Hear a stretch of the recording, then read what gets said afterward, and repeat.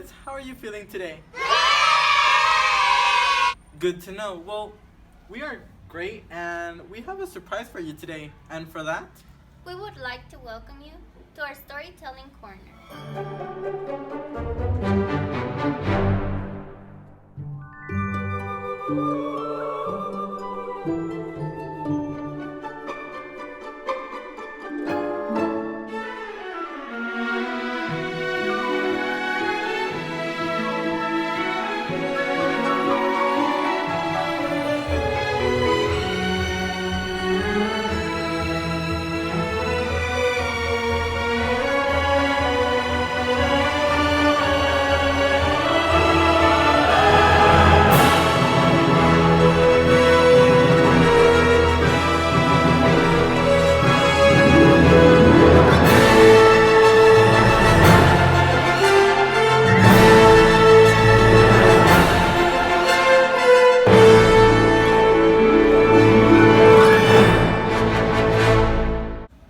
when I was a child, I used to sit on my grandmother's lap and oh, the stories she would tell me.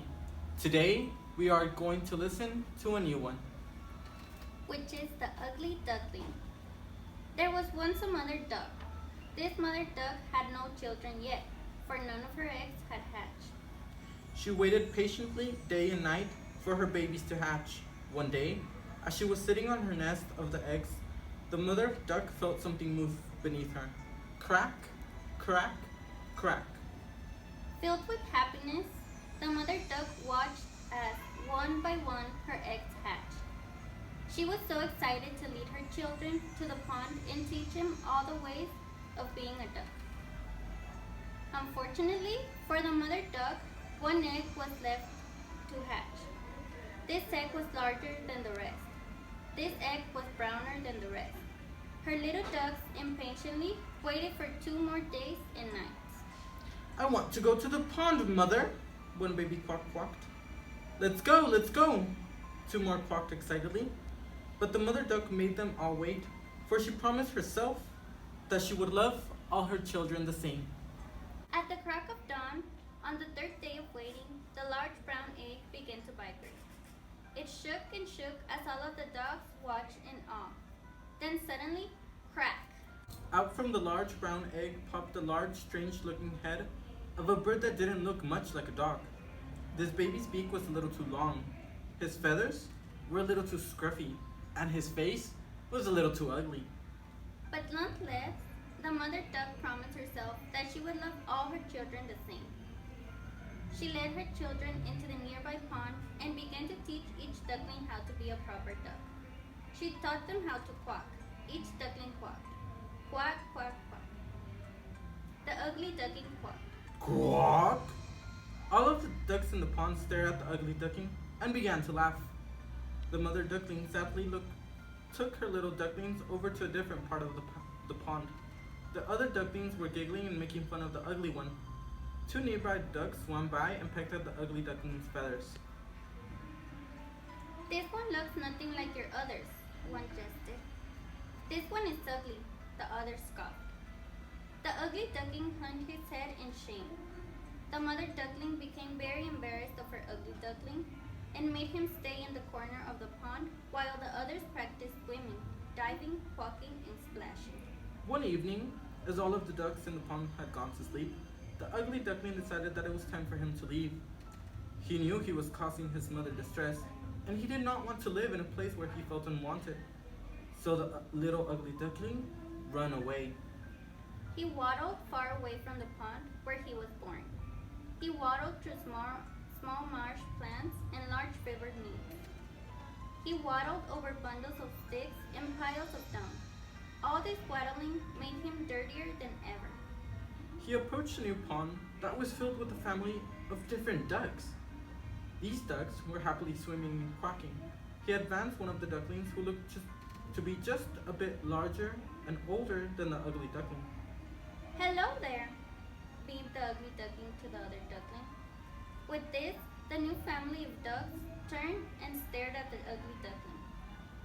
And who are you? Asked the mother duck. What are you? Asked the father duck. You sure are ugly, all the ducklings chimed in. As this family of ducks began to quack and laugh at the ugly duckling, he waddled off again in search of a nicer family to call his own. He waddled far away from the pond with the family of ducks. He waddled through some small marsh plants and large river reeds. He waddled over bundles of sticks and piles of dung. All this waddling made him even dirtier than before. Next, the ugly duckling came to an even larger pond filled with a family of geese. These goslings were a brown gray like he was.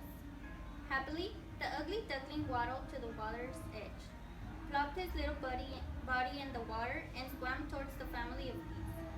He advanced one of the goslings who looked even larger and grayer than him.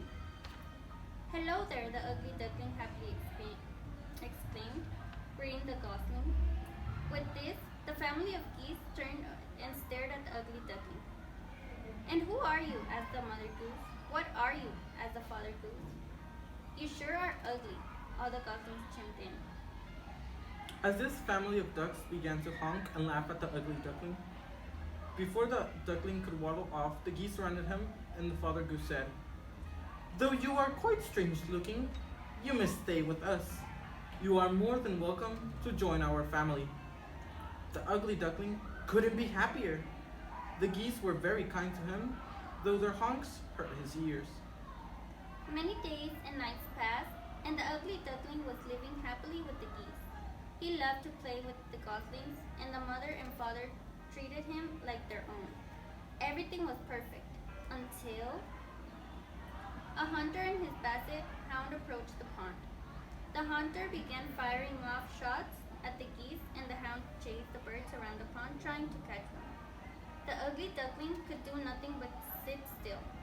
As the hound approached him, sniffed for a while, and cocked its head. What are you? You sure are ugly, it said before it ran off in search of a real goose. In the midst of the hunter's ambush, the ugly duckling sadly waddled off once more. He was growing larger. His feathers were coming in, and the ugly duckling was able to fly off the ground. However, the ugly duckling had become very weak and hungry. He did not have enough strength to fly. Instead, he waddled his way to a small house where he took shelter during the night. In the morning, the ugly duckling awoke to the sounds of human chatter. What is it? An old man asked. A duck, perhaps, her wife replied. Just what we've needed, the woman exclaimed. With that, the farmer and his wife allowed the ugly duckling to live with them in the hopes that the duck would lay eggs for them. They waited and waited and waited, but nothing happened. The ugly duckling never laid eggs. He did, however, grow larger and harder to take care of. Though the farmer and his wife had grown fond of the ugly duckling, they had no more room for him in their house, and so they shooed him out. Go find yourself a family that will love you, shouted the farmer, sadly as he shut the door. The ugly duckling hung his head and waddled far away from the farmer's house. He waddled through now frozen marsh plants and large frozen river reeds. He waddled over frozen bundles of sticks and frozen piles of dung. All this waddling made him colder than ever. Miraculously, the ugly duckling had survived the cold wind. With spring, all of the frozen ponds melted and the frost evaporated from the marsh plants and river reeds. The ugly duckling was still sad. However, he approached a crystal clear pond and saw a family of the most beautiful birds he had ever seen, swans. As he sat by the water's edge, he didn't even dare to ask these birds if he could join. For he knew if he was too ugly to live with ducks, geese, and humans, he was surely too ugly to live with a gorgeous bevy of swans. Suddenly, the swan gracefully glided through the water over to where the ugly duckling was sitting. My, your feathers are the whitest I have ever seen. How they gleam in the sun, the swan exclaimed to the ugly duckling. Confused, the ugly duckling wandered to the water and peered at his reflection. Much to his surprise, he was not an ugly duckling, for he was not a duck at all. He was a beautiful white swan with a long and elegant neck. He entered the water and joined his new family.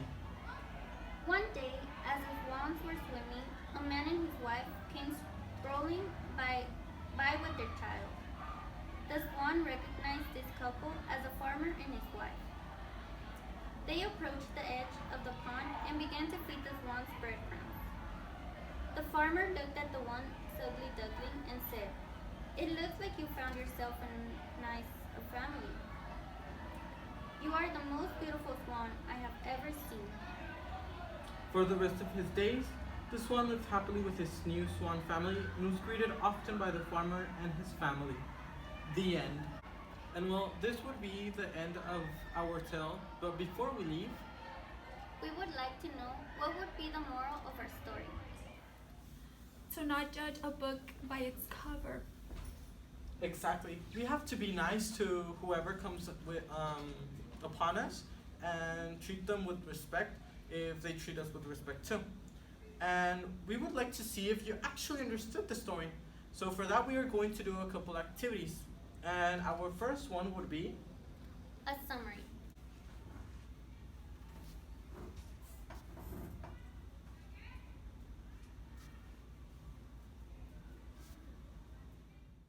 Since you all understood very well the book, we would like you to answer some reading comprehension questions as your second and last activity.